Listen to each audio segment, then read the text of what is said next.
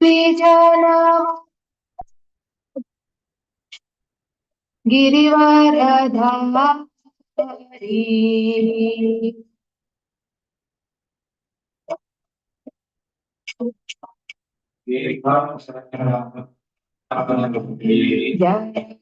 बीजाना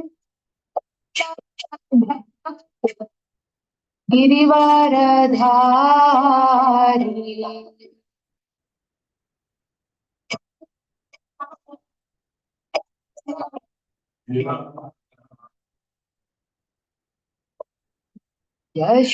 यशोदानन्दन अजगनरा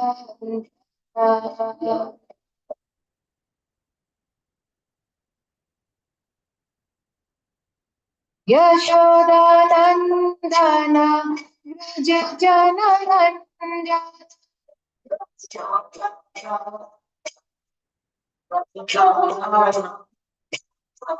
यमुनाती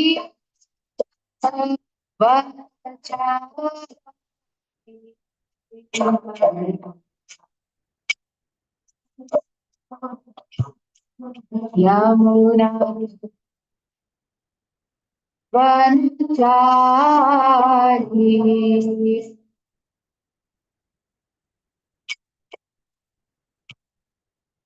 जय राम कुंज विहारी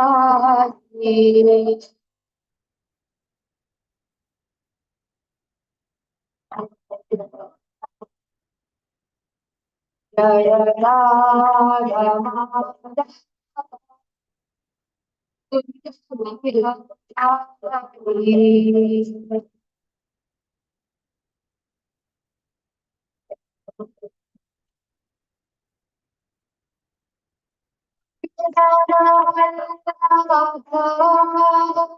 गिरिवरधारी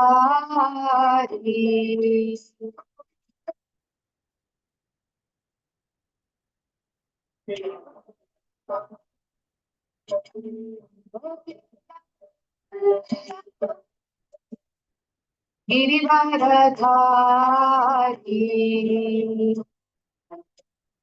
जय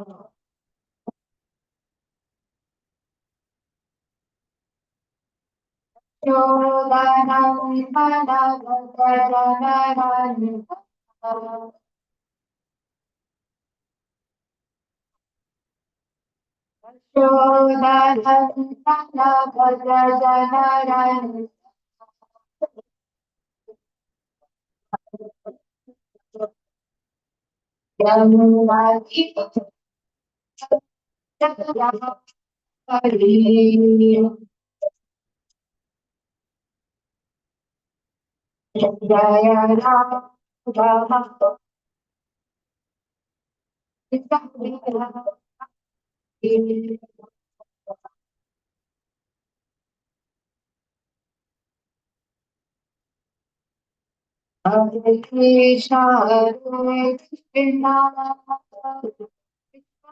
कृष्णा हरे हरे हरे राम हरे राम राम हरे हरे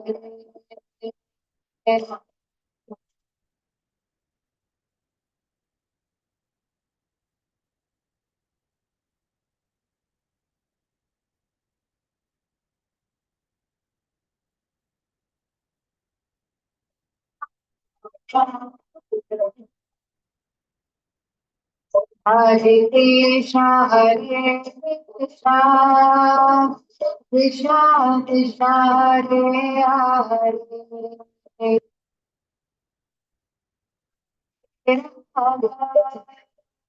राम राम हरे हरे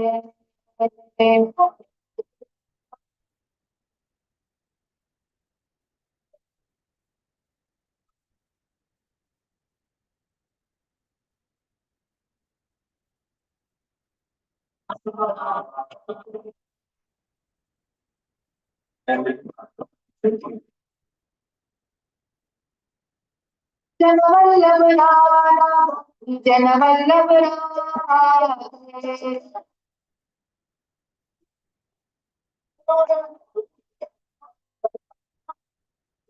जय निताय पावन गौरी जय निताय गौरी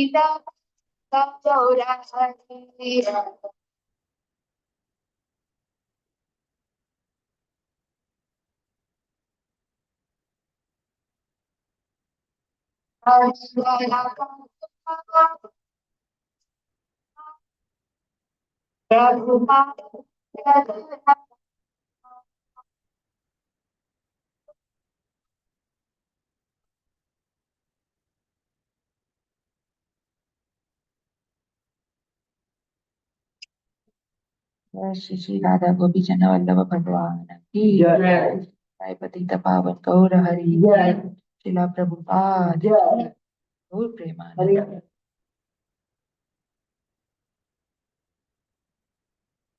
ओम नमो भगवते वासुदेवाय। ओम नमो भगवते वासुदेवाय।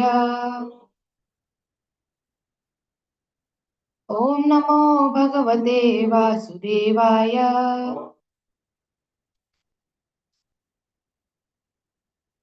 नारायणं नमस्कृत्य नरं चैव नरोत्तमं देवीं सरस्वतीं व्यासं ततो जयमुदीरये। नष्टप्रायेषु अभद्रेषु नित्यं भागवत सेवया Bhagwati उत्तमश्लोके भक्तिर्भवती नैष्टिकी। Hare Krishna. So today, Prabhuji, shall I share my screen? So I can share on Zoom. Thank you.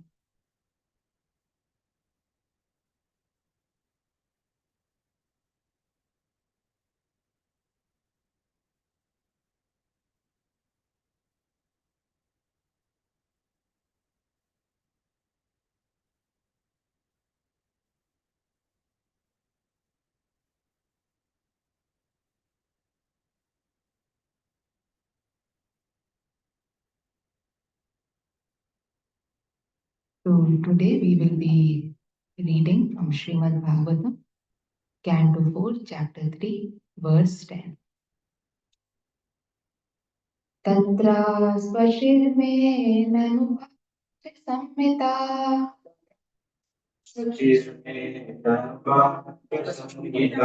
matre svashishkinnadiyam jamataram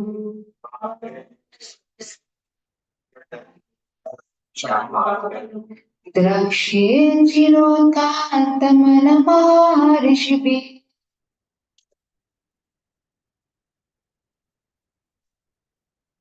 unniyamana chamridada dvaradvajam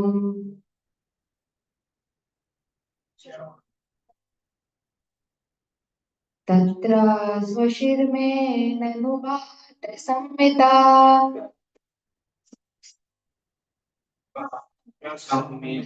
Matre svashiklinnadiyam jamataram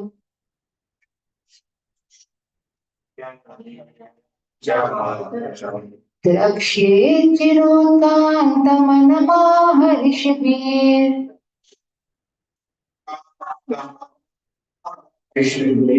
Unniyamanam chamridadvaradvajam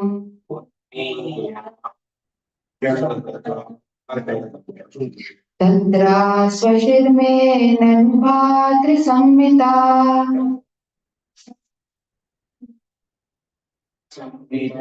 Matre svashiklinnadiyam jamataram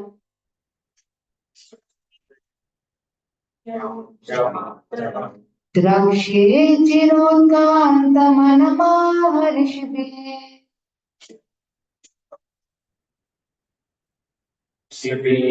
उन्नीयमानां च मृदद्वारध्वजम्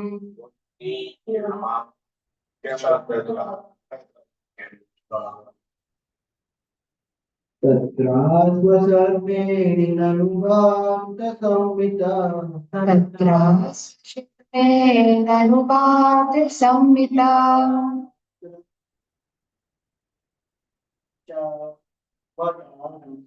मातृशक्लिन्नदीयं च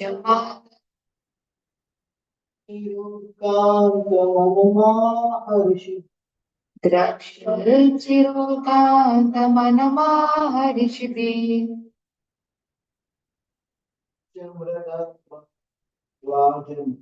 उन्नीयमानं च मृदद्वारध्वजम्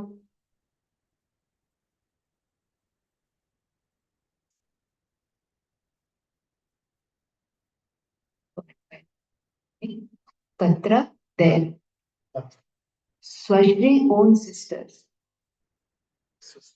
Me, my. Nanu, surely. Atre Samhita, along with their husbands. Madre Swashri, the sisters of my mother. Klinnadiyam, affectionate. Cha and Mataram, mother. Drakshe, I shall see. Chirunkantamana, being very anxious for a long time. Maharishvi, by great sages.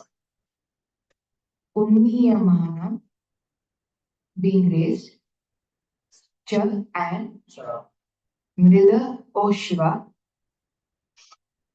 Advara, sacrifice. Dvajam, flags. Translation and word by Srila Prabhupada. Srila Prabhupada. Ki, my sisters, my mother's sisters and their husbands and other affectionate relatives must be assembled there. So if I go, I shall be able to see them, and I shall be able to see the flapping flags and the performance of the sacrifice by the great sages. For these reasons, my dear husband, I am very much anxious to go. Purport. As stated before, the tension between the father-in-law and son-in-law persisted for a considerable time. Sati had therefore not gone to her father's house for a while. Thus, she was very anxious to go to her father's house, particularly because on that occasion, her sisters and their husbands, her mother's sisters, would be there. As is natural for a woman, she wanted to dress equally to her other sisters and also be accompanied by her husband. She did not, of course, want to go alone.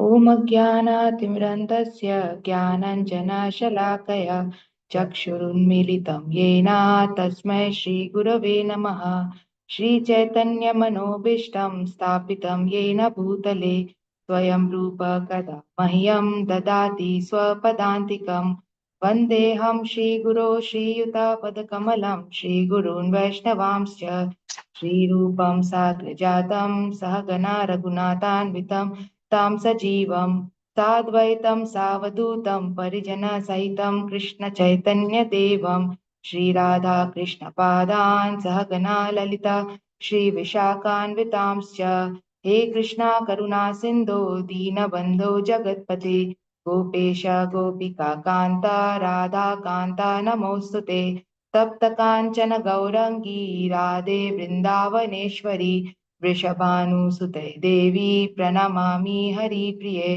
वाञ्छाकल्पतरुभ्यश्च कृपा सिन्धुभ्य एव च पतितानां पावनेभ्यो वैष्णवेभ्यो नमो नमः जय श्री कृष्ण चैतन्य प्रभु नित्यानंद श्री अद्वैत गदाधर श्रीवासादि गौर भक्त वृंद Hare Krishna, Krishna Krishna, Hare Hare, Hare Rama, Rama Rama, Hare Hare. So today, as we all know, is Guru Purnima, and today, Tithi-wise, is also the Tirobhav ceremony of my His Holiness Srila Bhakti Charu Swami. So Shyam Kishore Prabhuji instructed, and he had a very strong desire uh, that I speak a little bit about uh, my personal experience with Guru Maharaj and maybe share some of his instructions that can benefit us all. Um, Now, Guru Tattva is obviously a very, very, very deep topic. I have not realized it at all. Uh, and it is one of those topics that we cannot even listen to 100 lectures and then repeat because it'll be like I am reading the manual of how not to cheat, but cheating and repeating. So, Guru Tattva is a topic like that. So, I again don't have any realizations. Everything I will share is what I have heard from my seniors and from other acharyas, and hopefully I can benefit from that as well. Also, on the auspicious occasion of Guru Purnima, I was thinking maybe it is apt to talk a little bit about um, Guru, his position, and our Guru's importance in our lives. If we look back, last few days, weeks, we celebrated today's my Guru Maharaj Tirubhav ceremony. Just last week, celebrated the appearance day of Radha Govind Maharaj, and then His Holiness Chandramauli Maharaj was here. So many of our congregation members got initiated, so many took shelter. So we have uh, the last few days have given us little more than normal opportunity to think about our spiritual masters and the instructions. So, on this occasion of Guru Purnima, I think it would be beneficial, at least for me, also to be able to share a little bit about Guru Tattva and their significance and importance in our lives. And I actually wanted to start with a Srila Prabhupada conversation. Screen's not being shared, so I can read it here.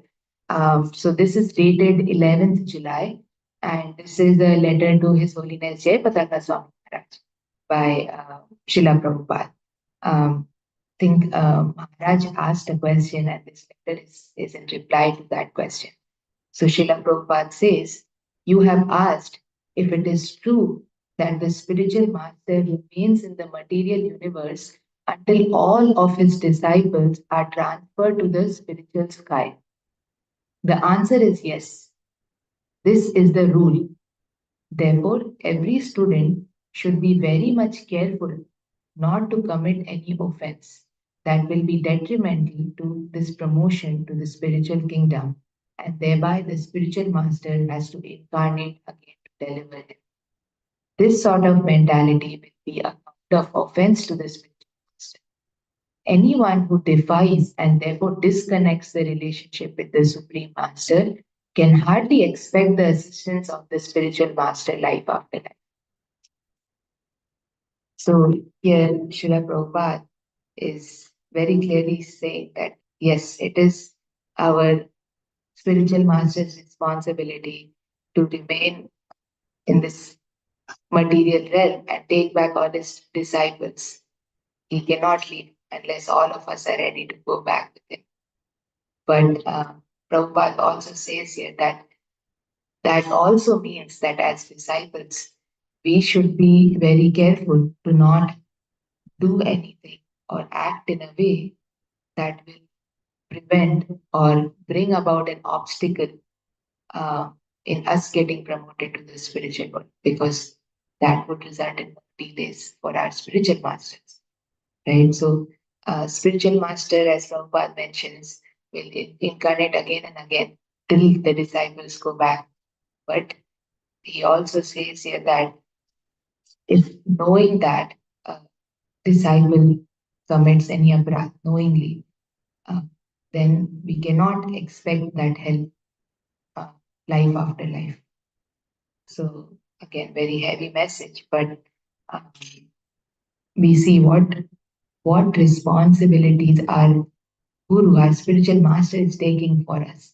And I was hearing that our guru, our spiritual master, they actually don't have a problem coming again and again or incarnating again and again. They are very selfless. They do not think about themselves first. They actually don't think about themselves at all.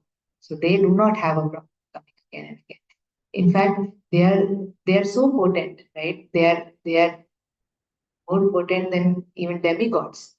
But at the same time, they don't desire uh, to go back to Godhead or mukti, liberation, or they don't have desires, right? Like us, even though they may be so potent, they only want to do what Krishna desires of them. So their ichha is Hari's ichha. Whatever is Hari's ichha, whatever is Hari's desire, their desire.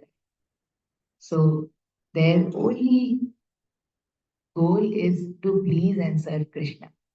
And doesn't matter how and where that happens, which loka, which kala, which address, doesn't matter.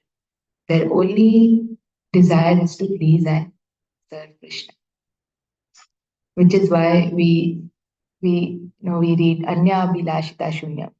That applies to our spiritual masters. They do not have any desires of them.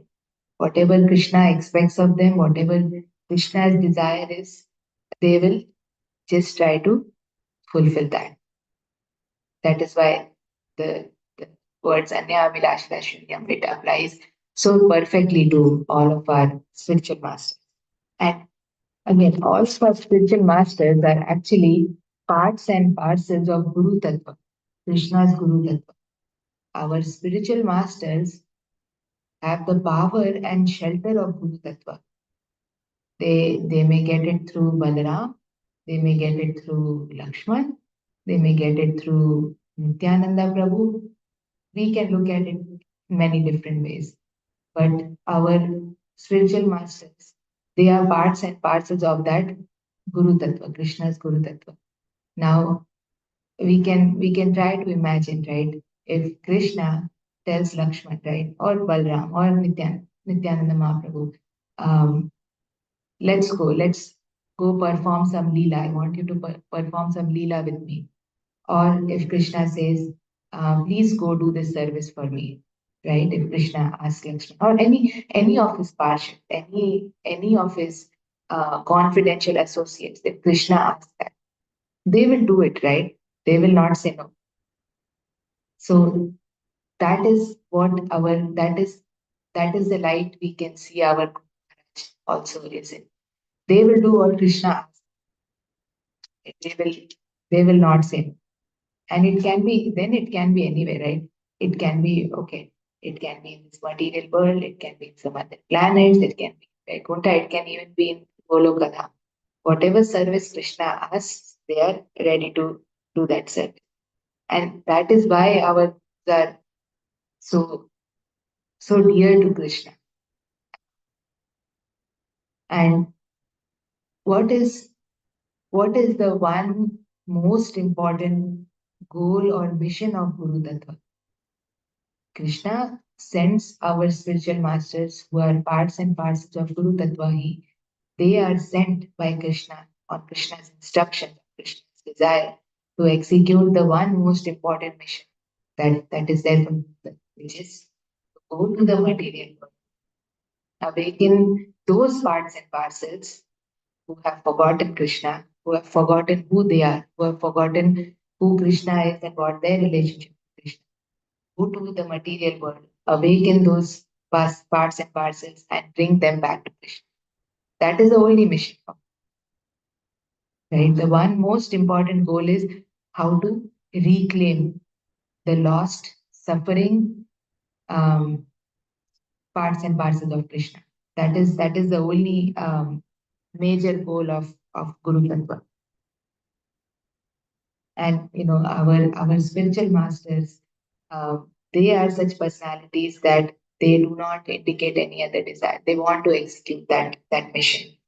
Um, and their desire is not any types of, there are six types of liberation. There's not any type of liberation or to go back to Godhead.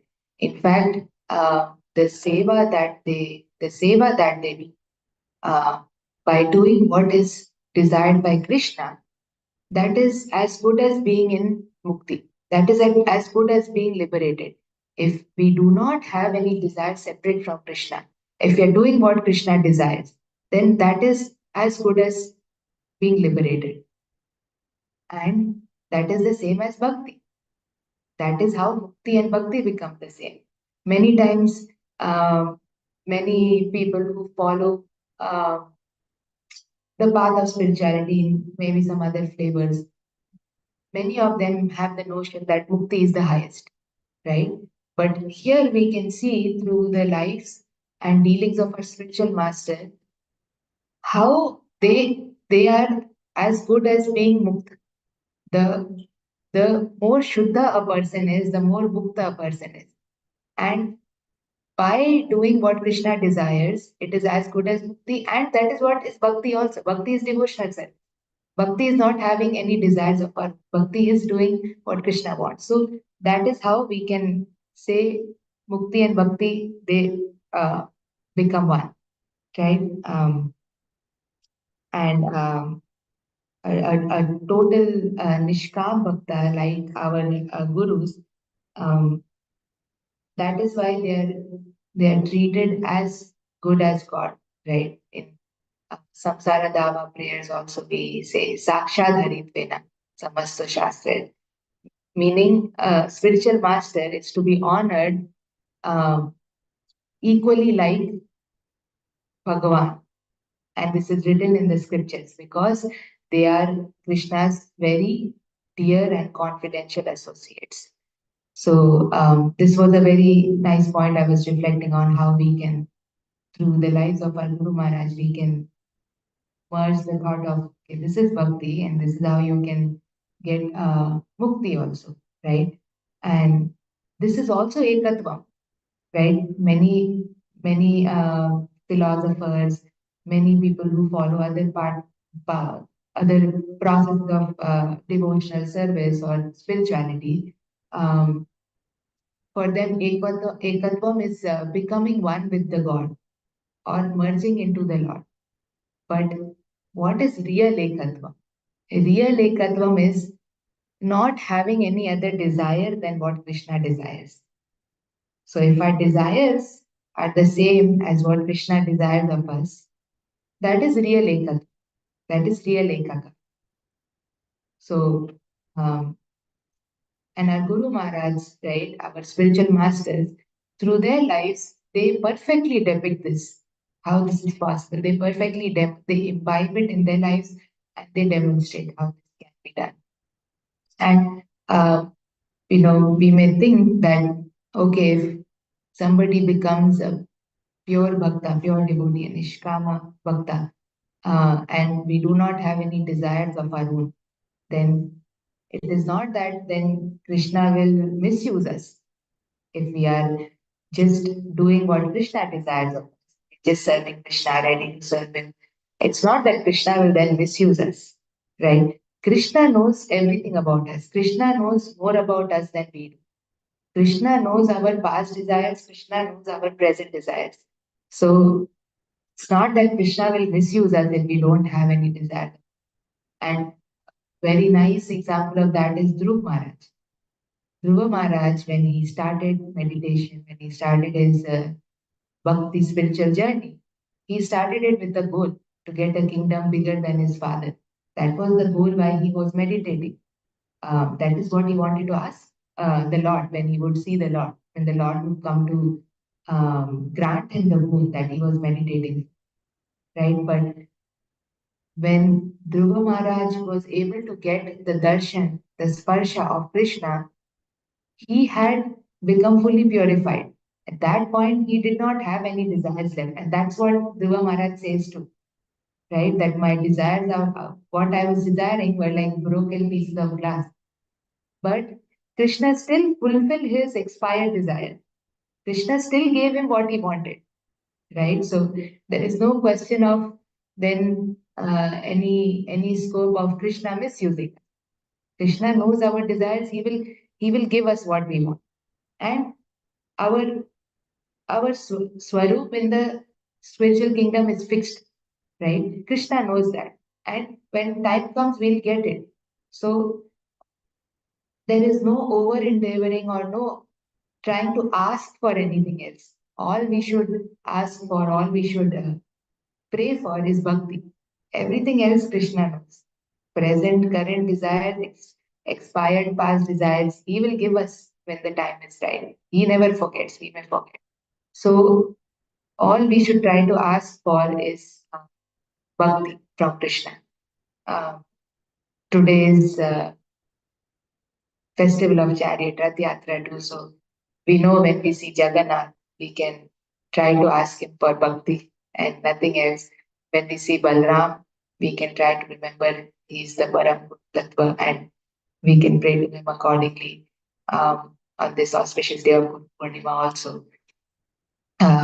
Yesterday, we celebrated in a small ceremony, private ceremony, our Maharaj's Tirobhav, and Shyam Kishore Prabhuji played a very nice video of my Guru Maharaj where he's saying, as your guide, as your mentor, as your spiritual master, my only concern is your devotion.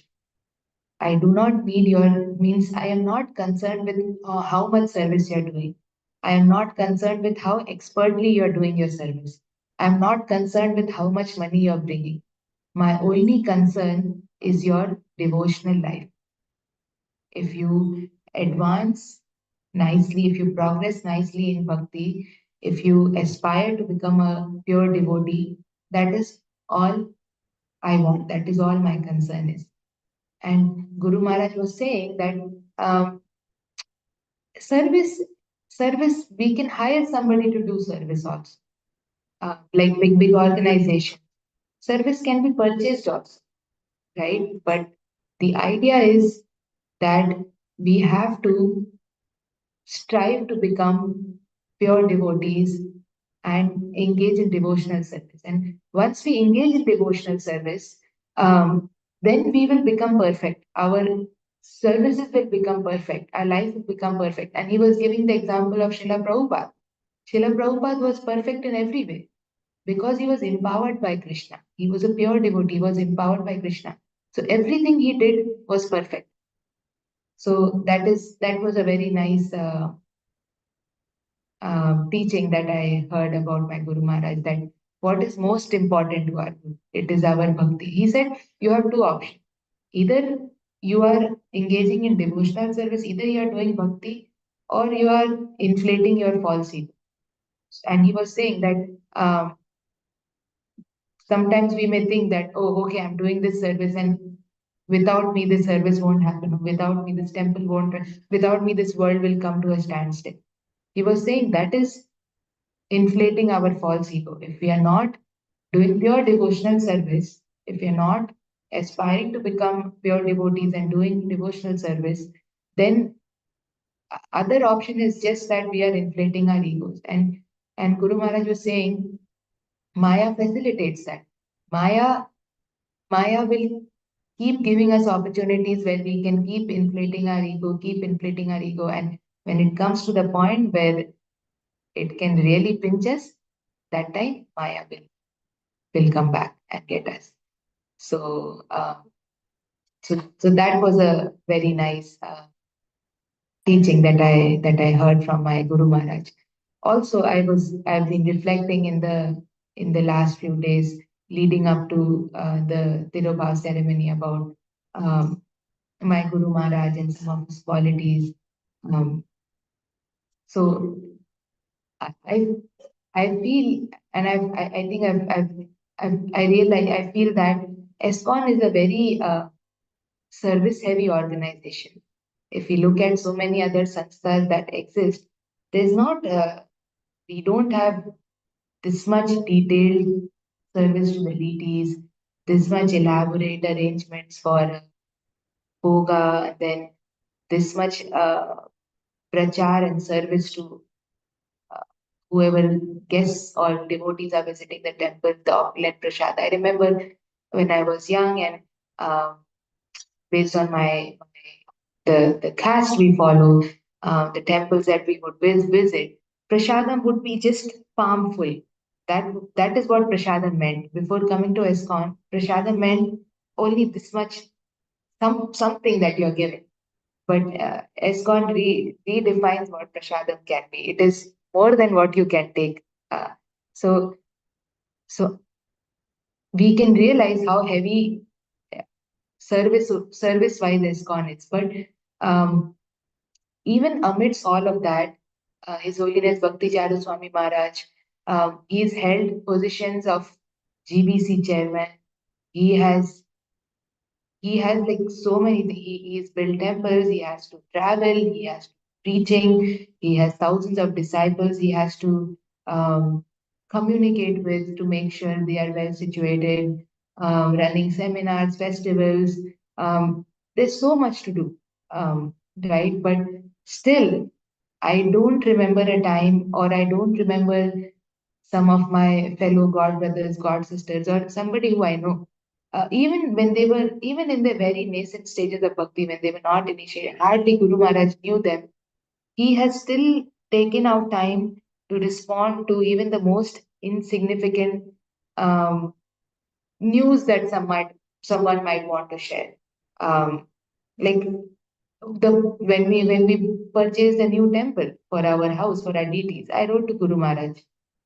I just wanted to inform him. He need not have replied, but he still took time to reply. And I've heard this from so many of my god brothers, god sisters as well. So to be in such a service heavy organization, hold such critical position, be responsible for the spiritual upliftment of thousands of people, and still be so personal, still be so available for everyone. That is what our gurus' potencies are, all of our gurus. They're all exceptional beings, even though they may be the marginal potency, but they have the empowerment of Krishna, of Guru Tattva. So they are extraordinary souls, and we should also, like Srila Prabhupada, he wrote in his letter to Jayapataka Kamal, we should also try to realize that amidst this huge mountain of responsibility that they have taken for our lives and for many others such as us, we also have one on responsibility to be able to uphold our vows, to be able to not knowingly commit aparadh at the lotus feet, which will inconvenience them um, to have to come again and again to deliver us. Again, this Prabhuji strongly instructed that I should talk a little bit about our Guru Maharaj and importance of Guru in general. So I shared, and uh, I had a very interesting discussing with my mother, and she shared a very interesting analogy with me. Unfortunately, the screen here is not working, but maybe I can share that here in Zoom. Maybe everyone can see.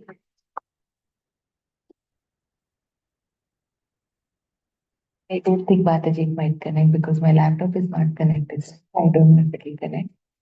Uh, But I don't know, Prabhu, you might know. Mataji, you might definitely know, Prabhu. You might also know there's a board game, Snakes and Ladders, right? We've all played that when we were young. So if and I'm sharing the screen here in Zoom. But if you remember that board, there are of course lots of ladders of different sizes. But maybe if you remember, there's one really big snake, which is in the 90th line. It's probably at 97, 98, and that brings you down to like the 10th line. You land in like 10 or 11 or 12. That's like the biggest thing. We are most scared of it. And the picture I'm sharing here, this snake is sitting at 99 and it brings you down to 13. Yeah, we might all very distinctly remember, right? So many times, and I've had this experience with a very, very close family member. They like the concept of Krishna consciousness. They've accepted the concept of Krishna consciousness. They've not indulging in any sins like meat eating, intoxication, gambling, following the four regulative principles and chanting 16 rounds also. And they think, okay, this is sufficient. I am doing 16 rounds and following the four regulative principles. And again, for entry into Krishna consciousness, there's really no path. Like you can come here, you can read as many scriptures as you can chant as many rounds, and progress will still happen. Advancement will still happen.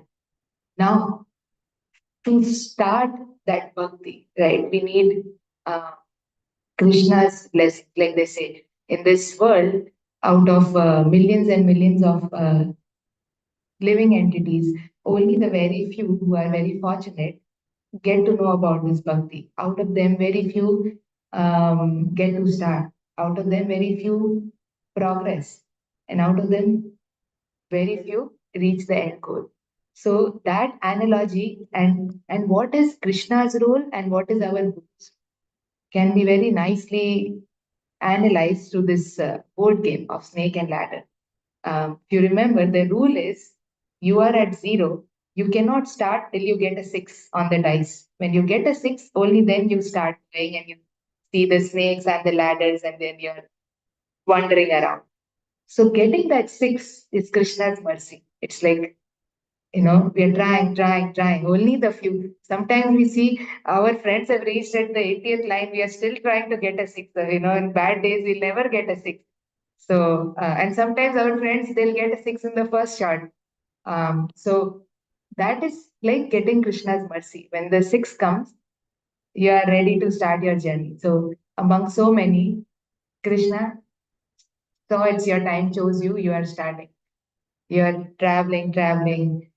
We may have some obstacles in our bhakti. We may fall down, or suddenly our chanting becomes good. We are doing a lot of austerities. We get so many nice realizations. We feel some nice positive changes in us. We go up, right? So that's how our bhakti journey is. So starting point is what Krishna does for us, helping us get the six.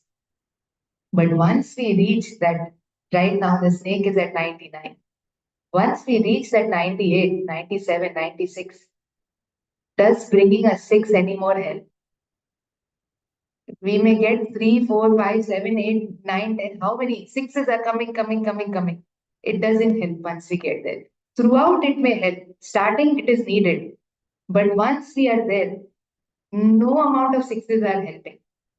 Then you need that exact one number to jump from 98 to 100. We need that two. That two in the dice is what I'm doing. So we may start, we may travel, but eventually that is why we may say, okay, we are doing 16 rounds, we are doing four regulative principles, I am following everything in S1, I should progress. Like I was saying, I did not complete. This is a very close family member's experience also. They believe in everything that we do in S1. They have still not come to terms with we need a guru. They don't understand why should I need, and to them it is like, why do I need another living being that I need to surrender to? Because it is very hard to, very deep to understand Guru Tattva. Very hard to explain. They're not ordinary beings, right? Like we said, Saksha Haridvena. They are equal. They should be honored. They are like Krishna. They should be honored like Krishna. Very hard. That is one piece that is very hard to explain to someone. That's where we jump the boat. And that's where, when we accept a guru, we are ready to take initiation. We are ready to surrender our lives to them. So why do we need a guru if I was just talking to my mother, and this board game kind of very nicely gives the analogy. Krishna will take you almost there, but then eventually when you're in the 98, 99, 97, 96, the six won't help. then you need that specific number, and our guru is that person who will take us across, who will not let us go back. So that is the importance of a guru in our life. Again, I have zero realizations. Everything I'm sharing is just some hearing I've had, some discussions I've had, but I just wanted to share for my purification, and hopefully on this occasion of Ratyagra, Purnima, we can pray to our gurus to help us not just get to the top, but also cross from 98 to 100. Please forgive me if I've spoken. Thank you very much for being here with me and giving your valuable time. Hare Krishna.